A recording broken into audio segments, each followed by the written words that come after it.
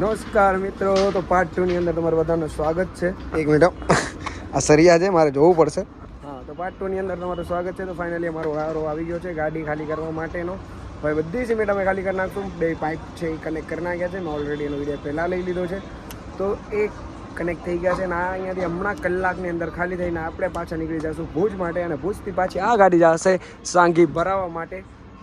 તો પછી આ જ રીતે મને કન્ટેન્ટ કહો કેવું લાગે છે તમને, અને પ્રેમ દેવાનું ભૂલજો નહીં. લાગે છે આ કંઈક સીલ છે અને પેલા તોડવી પડે, એના પછી આના અંદર પાઇપ લાગશે.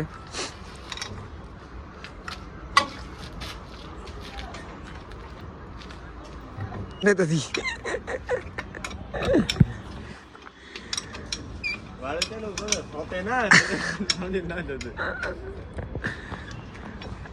આ અમારી કચ્છી લેંગ્વેજ છે. કચ્છની અંદર આ રીતના ભાષા વપરાય છે. આમ તો ખબર જ હશે, પણ તો એકવાર જણાવવું જરૂરી છે. એટલે કચ્છી મેં જવા દે ને, એનું એટલે કામ નહીં તો ખાધે ને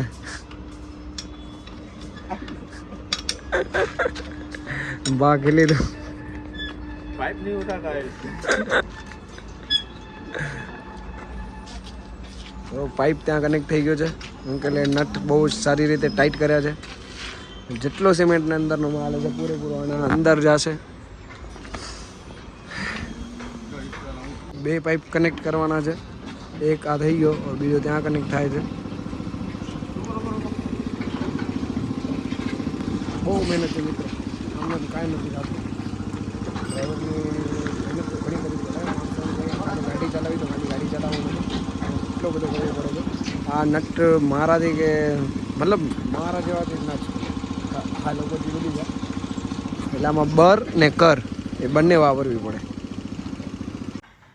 બંને પાઇપ કનેક્ટ થઈ ગયા છે. સામેથી ભાઈએ મશીન પર ચાલુ કરી નાખ્યો તો અહીંયાથી કાકા આવીને બંને પાઇપની વચ્ચે કંઈક પાડી જેવું એવું નાખે છે. અને એના પછી અમે લોકો જઈને કંઈક આવી જ રીતે પ્રેશર ચેક કરી છે. પ્રેશરમાં કેવું હોય કે 10ની ઉપર હોય, એના પછીથી ઉપરથી જેટલી પણ સિમેન્ટ હોય એ ખાલી થવી જોઈએ. 10ની ઉપર જાય એના પછી ત્યાંથી એક વાલ આવે છે, એ વાલ ખોલવાનો હોય છે.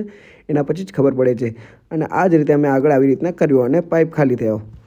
અને પછી ત્યાંથી અમે વાલ ચેક કરી અને વાલ ચાલુ કરી નાખ્યો. અને વાલ ચાલુ કરવા પછી ત્યાંથી સિમેન્ટ ખાલી થવાનું ચાલુ થઈ ગઈ. પછી આ લોકો ત્રણે અહીંયા મળીને કંઈક વાત કરતા હતા ને પછી ગાડી ખાલી થવાનું ચાલુ થઈ ગયું. તમે પાઇપના જે વાઇબ્રેશનથી તમે ચેક કરી શકો. તો પછી આ ત્રણેય જણા, આ બેમાંથી 2 જણા મારા ભાઈના ફ્રેન્ડ છે, મયુર અને ભાણેજ. તો અમે અહીંયા ત્રણેયને બ્લોગમાં લીધો, 4 જણાને બ્લોગમાં લઈ અને પછી બધા એ લોકો અમે સેલ્ફી ટાઈપ વિક્ટોરી કરી. એના પછી આ પ્રેશર બધો જે રિલીઝ કરવાથી ગાડીના અંદર જે બચેલી સિમેન્ટ હોય એ પણ નીકળી જાય, એના માટે આ પ્રેશરથી હેન્ડલથી પ્રેશર મેન્ટેન કર્યો. અને એ લોકો બીટને એન્જોય કરતાં કરતાં દાંત કાઢતા કરતાં આવ્યા. અને આ જ રીતે પછી ગાડી ખાલી થઈ. ગાડી ફાઇનલી હવે ખાલી થઈ ગઈ છે. અને આ ગાડીનો છે બીજી ગાડીમાં લઈ જાય છે. આજે મહેનત કરી એટલે બસ આગળ હે આમાં ઘાટી આવી ગઈ છે. એટલે લોડો દઈ દઈ 80 લાખની ગાડી છે, 10 લાખના નંબર છે. ખાલી નંબર જો 4 નવા પેલા વીઆઈપી નંબર એ વીઆઈપી નંબર ગાડીની. એટલે સમજી લો ને 90 એટલે કરોડ રૂપિયા જેવો તો સમાન એના અંદર. Good morning guys. તો હું ફૂલ થાકી ગયો હતો એટલે ત્યાંથી જમીને બસ સૂઈ ગયો હતો. કેમ કે બ્લોગ પાર્ટ 1 એડિટ કરવાનો હતો. એડિટ કરી અપલોડમાં મૂકી અને હું સૂઈ ગયો હતો. એના પછી આઈ થિંક અડધી કલાક પહેલાં ઉઠ્યો છું. તો મેં જોયું તો અહીંયા ભીમાસર પહોંચી ગયા હતા. તો માફ કરજો, થોડોક ભૂલાઈ ગયું. નવું છે, થઈ જશે. હવે અત્યારે અમે લોકો આવ્યા છે ગાડીમાં ડીઝલ ભરાવવા માટે. તો આમાં કેટલું ડીઝલ જોઈએ એ પણ તમને ડીઝલ કેટલું આવે છે એ દેખાડું છું.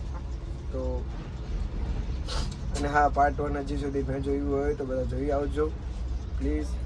લાઇક, શેર ને સબસ્ક્રાઈબ કરવાનું ભૂલતા નહીં. અને હા, કમેન્ટ કરજો કે કેવું લાગ્યું, અને તમને ગમે તો જ કરજો. હું તમને કંઈ ફોર્સફુલી નથી કહેતો. તો ચાલુ થઈ ગઈ છે ભરાવાનું. ઓલરેડી 60 લીટર જેવું તો આવી ગયું છે, પણ આમાં બહુ વાર લાગશે, ઘણું બધું આવશે. હજી તો અડધો એ નથી આવ્યું. 15,357 રૂપિયાનો આવી ગયો છે. અને લાઇટ આલી ગઈ છે એટલે 2 મિનિટ પછી ચાલુ કરશે. મતલબ જનરેટર ચાલુ કરવા જાય છે. ને એના પછી પાછું ચાલુ કરશે ત્યારે ખબર પડશે. એટલે હજી આનું 10% નથી આવ્યું ને 15,000 રૂપિયાનો ડીઝલ પી ગયું છે. તો હવે ઘર બાજુ જઈ રહ્યા છીએ. અહીંયાથી 20-30 કિલોમીટર દૂર છે. ગાડીની અંદર આપણે હવા ચેક અને ગ્રીસ કરાવવાનો છે.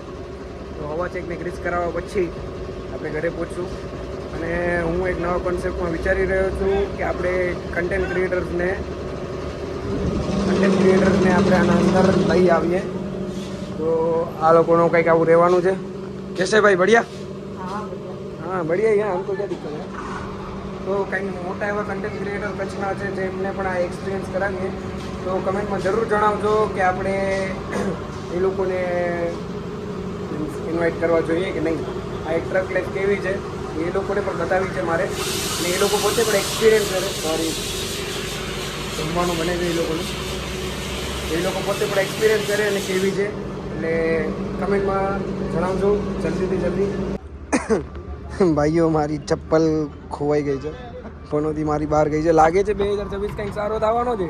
આપણી પહેલી પનોતી નીકળી ગઈ છે એટલે બીજી ગાડીમાં જ રહી ગઈ છે. એટલે હવે આપણે પનોતી નહીં લઈએ.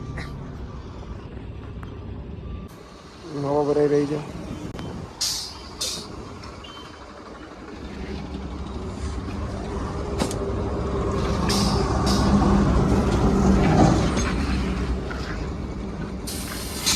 મિત્રો તમને વ્લોગ કેવો લાગ્યો એ કહેજો. અને ફાઇનલી અમે ઘરે પહોંચી આવ્યા છીએ. આ રહી આપણી ઘરની શેરી.